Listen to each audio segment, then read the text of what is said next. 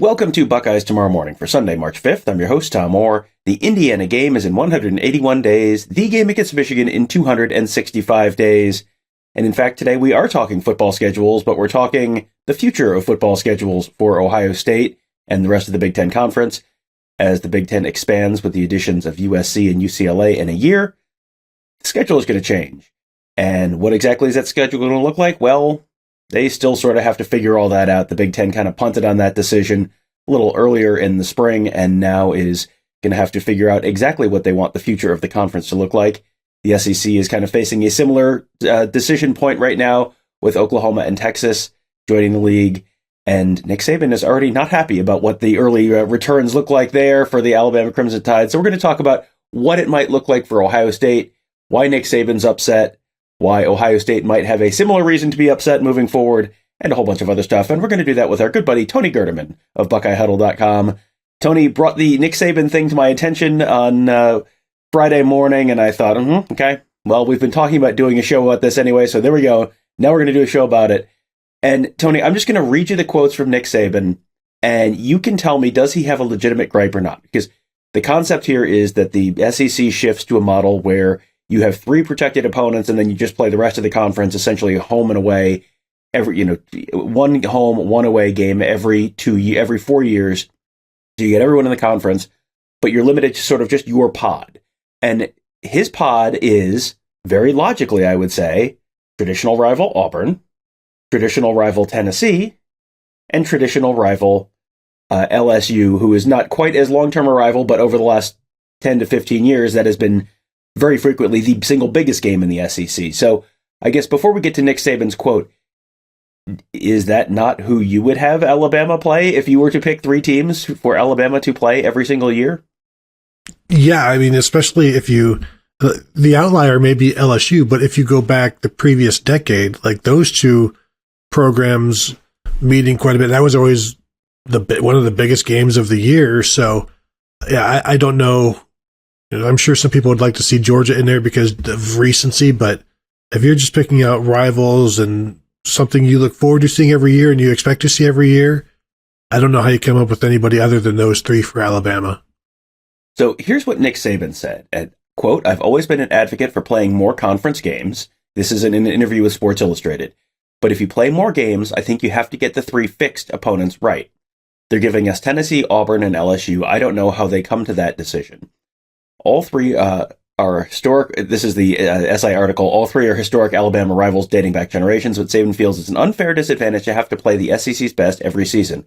And we pick back up with the Saban quote, "They said they did a 10-year whatever. Well, some of those years, Tennessee wasn't as good as they've been in the previous 10 years, but now they're as good as they used to be before those 10 years, Saban said. He added, quote, "We got three teams, and two of them are in the top 10, and the other is in the top 10 a lot. Look historically over a 25-year history, and the three best teams in the East are Georgia, Tennessee, and Florida. You look historically at 25 years, Alabama, LSU, and Auburn are on the three best teams in the West. So we're playing them all. Tony, I'm confused. Is this not just an SEC schedule? It feels like SEC teams are constantly propped up because they're playing this murderous schedule. Is this not just an SEC schedule?" You know what? You make an interesting point, Tom. How can you tell it's a great schedule? It's just an SEC schedule. It's automatically great. I do think something that Nick Saban probably wants to say, but isn't, is like, you're putting Tennessee on our schedule for something Derek Dooley did, and we're not getting to play Derek Dooley. So that's not quite fair for us. But I don't think he's wrong in that it is, their schedule is tougher than, say, a Vanderbilt or a Kentucky or whomever. But that's also, that's your lot in life as Alabama having these rivalries. I do think it's interesting that starting in 2025, Alabama is playing two Power 5 non-conference opponents every year, which when they started scheduling these home and homes in 2025, that told us that Nick Saban is probably retiring in 2024 following that season, because I don't see any way he is playing a schedule with 9 conference opponents and 2 Power 5 non-conference opponents. And granted, some of these are Oklahoma State and West Virginia, but sometimes they're Ohio State and Notre Dame. Well, Notre Dame is more of West Virginia, Oklahoma State, but you get what I'm saying. Like, you're playing 11 Power 5 teams. That's not something that he has ever spoken about wanting to do. And completely get why he's complaining, but also these are your rivals. You knew that when you took the job, and it's going to be those are going to be rivals long after you leave. So I guess we all get the world's tiniest violins out for Nick Saban in this one, because nobody feels sorry for Nick Saban other than Nick Saban and maybe his wife. Yeah, it's well, if it's up to Miss Terry, and if you ever listen to Nick spin a yarn about Miss Terry should be in charge of SEC scheduling and everything else. Just Google Nick Saban, Miss Terry, gas station story, and it is one of my favorite college. It's one of those like college football coach, like probably not true, but one that he likes to tell at coaches clinics. But yeah, so that's enough about Nick Saban's wife. I think the question is, if you're replacing LSU or replacing them with like Mississippi State, which historically is probably not, on average not as good as LSU, but I mean, how much do you accomplish there? As far as the two non-conference teams, Power 5 non-conference opponents that they've got scheduled, I think a lot of those schedules are going to end up changing. Ohio State just dumped the Washington series in what is probably somewhat related to some of the stuff we're talking about here. And you also are going to you're going to have fewer non-conference or fewer conference home games in some seasons. If you're playing 9 conference games, some years you're going to have 4 home games, some years you're going to have 5 home games, and you have to have a certain number of home games in order to make the math work on supporting all of the other sports and keeping your local chamber of commerce happy and all of that stuff. So yeah, some of those non-conference schedules are a little bit TBD in the future. But I think the question now that Ohio State fans are asking is, okay, what does this mean for us? And there are kind of 3 different ways. I swear you and I did a show on this at some point in the past, and then I went back and tried to find it, and I couldn't find it. So maybe I hallucinated the whole thing. But Mandela effect. There you go. Yes. Yes. It was the Berenstein Bears try to figure out Ohio State's protected rivals. Yes. There are 3 kind of different pathways you can do if you sit down and try and do this, because it is very easy to sit down and say, well, these should be Ohio State's 3. Okay. Well, then you go through it, and when you actually try and do it and make it somewhat, have somewhat logical for everyone, you always end up with, and now Indiana's playing, I don't know, Minnesota every year for some reason, or, hey, Rutgers has to play 3 teams and they can't all be Maryland. So you get, and USC and UCLA, they do not really have a traditional rival in the Big Ten. So how do you sort all that out? And there are kind of 3 different paths you can take to get to whatever your ultimate goal is. One is to kind of just try to do with traditional rivals, which is what essentially the SEC sounds like they're doing, and that's how you get the 3 that Nick Saban's talking about. You can do what creates the most intriguing and best matchups for television. That sure feels like something that the Big Ten might want to, explore, just based on it being the Big Ten and how things work. And then you also have the most balanced. What is, everyone is going to play exactly the same 3 teams in terms of historical difficulty, because you sort of heard Saban talking about that as well, that was something they sort of tried to figure out over the last 10 years. How challenging would this 3-game set have been? And you try and go from there. So, if you are doing traditional rivals for Ohio State, I think, you could land on a couple different combinations. Michigan's sort of the free space on the bingo card. Penn State would, Ohio State is going to be Penn State's first choice if you're letting everyone, pick their first dance partner. Ohio State's going to be Penn State's first choice. So that's probably 2. And then the third one, Michigan State. They've been, in the division for a while. There's some series history there. You could go with Illinois there as well, based on the Illabuck, and that was for a long time Ohio State's longest running consecutive series, up until the early 2000s, I believe. But that was an even longer running series than Michigan at that point. So, you could argue for them, but that feels like maybe the most logical of these is some combination of Michigan, Penn State, and fill in the blank, either Illinois or Michigan State. I mean, is there anyone else you would sort of throw in there? Well, I think TV is going to be heavily involved, and if you're going to add USC or UCLA, then TV is going to want one of those 2 to play Ohio State, and they're going to want the other to play Michigan. And so I would see However it shakes out, and we've both done our little, three. You've done one, I've done one separately, and it just makes so much sense. And it's completely unfair to Ohio State, but it makes sense to have USC be a protected rival because they've been a rival longer than Ohio State and Penn State have been rivals. So I think when you make this move to bring in USC, you envision Ohio State and USC playing. And if you have to only play them like once every 4 years or twice every 4 years, are the networks getting the bang for their buck? And if you're going to be adding those West Coast teams, when teams are out on the West Coast playing, you want eyeballs on them. You don't want Pac-12 ratings. You want Big Ten ratings of a West Coast game. So I think you have to marry those four programs, Michigan and say UCLA as protected rivals, and Ohio State and USC as protected rivals. And if you do that, then either you're going to have Ohio State saying, you gave us Michigan, Penn State, and USC. That's not fair, which is probably an even better trio than what Nick Saban is complaining about right now. Or you've got Penn State saying, you didn't give us Ohio State, and is it Michigan gets Penn State and Ohio State and UCLA? Because then Michigan will complain about that. And if you don't, and that would leave out Michigan State. So Michigan is going to have to play Ohio State. They're going to have to play Michigan State. So then they also would have to play UCLA under this scenario. And at that point, then Penn State's not playing Ohio State or Michigan every year. So then Penn State, might actually have a point for the first time since 1993 about a vast anti-Penn State conspiracy, because they rely on Michigan fans and Ohio State fans to give them a very, very big ticket game. So you wonder, does Penn State play USC every year at that point? Well, and Penn State and Ohio State would still be protected because, if you're looking at Ohio State, it's Michigan, Penn State, and say USC. So they would still have that. They would still have Donnelly and Grant, which, may not actually exist anymore. I'm not sure, but they are, destined rivals with Michigan State. But my thing with Penn State is, and as I was doing my own drafting, I'm looking at it and I'm like, would James Franklin rather play Maryland every year or rather play UCLA? Because they don't want to play Maryland.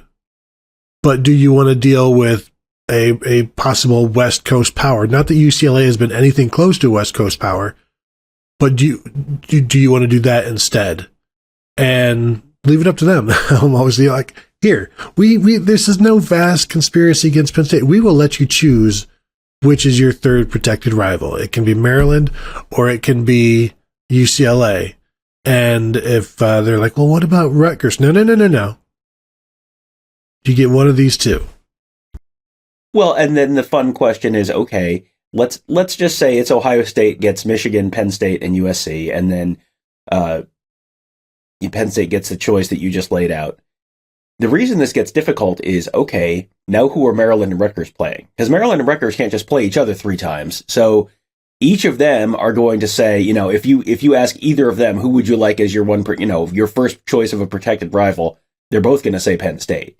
Now, there's a whole separate question here about how are they actually going to make this decision? And is this going to be, the true spirit of equity and equality that the Big Ten always strives for, and Indiana's voice carries just as much weight as Ohio State's? Or is this going to be, Indiana, why don't you go sit in the corner with Rutgers and Maryland, and we'll just tell you how this is all going to work out. Like, don't worry, we'll probably make it work so you play Purdue, but other than that, you'll get whoever you get. And you do get some weird leftovers, because there is no way to make everyone happy.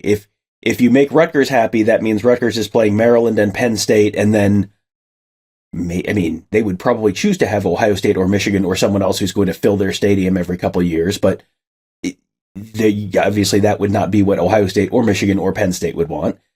Or are you giving the big brands and the big schools who kind of carry the weight for your conference and carry the flag for your conference, do they get a priority? Or do your TV network partners get a priority? And the fascinating thing is this can shake out so many different ways just based on little things like, how are you prioritizing choices? How are you, whose desires are you going to try and meet first? Because you are not going to make everyone happy. Well, and the who is deciding is interesting to me because as I'm looking at this and doing this, I can absolutely see the Big Ten saying, we want to do one of these protected games needs to be coast to coast, UCLA to say Maryland or Rutgers, just to say, look, the Big Ten from sea to shining sea, that sort of thing.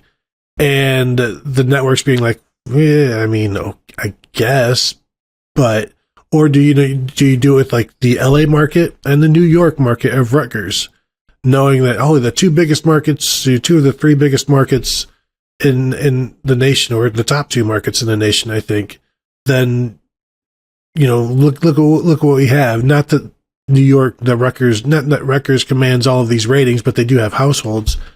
Do they do something like that? I see the Big Ten wanting to do a coast to coast something, and probably not with UCLA or USC, because everybody's going to be clamoring for USC. Like I like your projection for USC, UCLA, maybe not as coveted, so they can throw one of these East Coast bones their way. So that takes care of one of the Maryland Rutgers things. I think maybe Maryland would be, I know Maryland would be more attractive for football viewers, at least, and probably everybody else. Everything is more attractive than Rutgers. I mean, I think that's what I'm trying to say.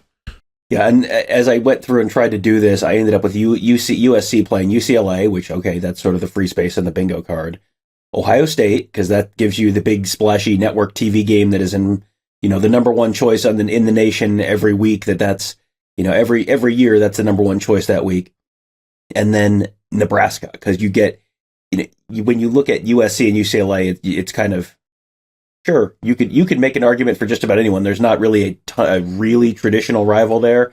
You could say Michigan, you could say Ohio State. I put Nebraska in there just as sort of a helmet game, and hey, if Matt Rule gets Nebraska rolling, then boy, Nebraska draws eyeballs on TV. They don't necessarily win those games that people are watching, but they draw eyeballs on TV. And Nebraska, and then who does Nebraska have? And Nebraska would have Iowa, which is sort of their traditional end of season rival. And I gave them Wisconsin, but you could make an argument for Minnesota, or you could make an argument for pretty much anyone in that Big Ten West, because there's not a lot of long-standing rivalries. Most of their rivalries are playing in the Big 12 or now the SEC. So yeah, it is kind of it is a much more difficult project than you probably think it is. How frustrating did you find it to try and put one of these things together? Well, and the thing is, not everybody has three, and for like an Indiana, it's like, what have you done to deserve three protected rivals? And you haven't done enough because you don't have them. And so we're just going to give you one or two to fill out your Purdue schedule. And what can they say? No, it's like, well, don't worry. It's going to be teams that you, it's not going to be Penn State or Ohio State or Michigan or USC or UCLA. So just be quiet about it. If you get Rutgers in your Indiana, be happy that you have an opportunity to win that game and go to a bowl game. So even those programs, Maryland or whomever, it's the middling programs that would rather have a win than this home and home that is a struggle every single year. So even those programs where it is difficult to give them somebody, I think they'll be happy with what they get, because basically it's all white elephant gifts anyway. Yeah, I ended up with Indiana playing Purdue. Okay, that makes sense. That's the old Oak and Bucket game. I had them play Michigan State. That's the brass spittoon or the spittoon game. That's a trophy game every year. And then it was kind of like, well, Rutgers is left. I guess they're also playing Rutgers. And I mean, honestly, if you're Indiana and you're Rutgers, that is one that goes on the schedule as kind of a toss-up most years, which you would probably take that. So, the bean counters would probably rather have 30,000 Ohio State fans there every other year to fill the stadium, but that the bean counters don't always win. Sometimes the football coaches win, and sometimes you guys just go play in the corner on the noon BTN game, and we'll collect your money. You two go play where we can't see you, and that's how that may end up going. So I'm sure this is not going to be the last time we do this, and we may go through and really try and draft out at some point in a longer form show how all, 3 different ways this could go, kind of thing. Because this is really fascinating, and it is really going to go a long way towards shaping what college football looks like in the coming years. We didn't even get into you could play three, if you play Michigan, Penn State, and USC every year, number one, TV's happy. Number two, if you could make the college football playoff as a 10-2 or maybe even 9-3 Ohio State team, maybe that changes the calculus a little bit on what is too hard a schedule and what is a reasonable schedule. So that is probably a whole separate conversation for another show. This show doesn't typically go 20 minutes, and we're already past that, so we're not going to dive down a whole nother rabbit trail. But maybe that'll be a Buckeye Weekly show at some point. So thank you guys all for joining us, and we will have much more coverage of this and all the conference realignment stuff that's going on. Tony and I did a show on the conference realignment on the Buckeye Weekly feed late last week. If you have not listened to that, that's a whole separate thing that a whole separate can of worms that may be getting reopened right now based on some reports involving the Big 12 and the Pac-12. So you can hear us break all of that down on the Buckeye Weekly feed, and make sure you're subscribed to that. Make sure you're subscribed to our YouTube channel at youtube.com/BuckeyeHuddle. And also make sure you are subscribed to our other YouTube channel where we post in a lot of good national content as well. youtube.com/@CFB Playbook. Hope you guys enjoy all of that content. Hope you guys have a great day, and we will talk to you tomorrow.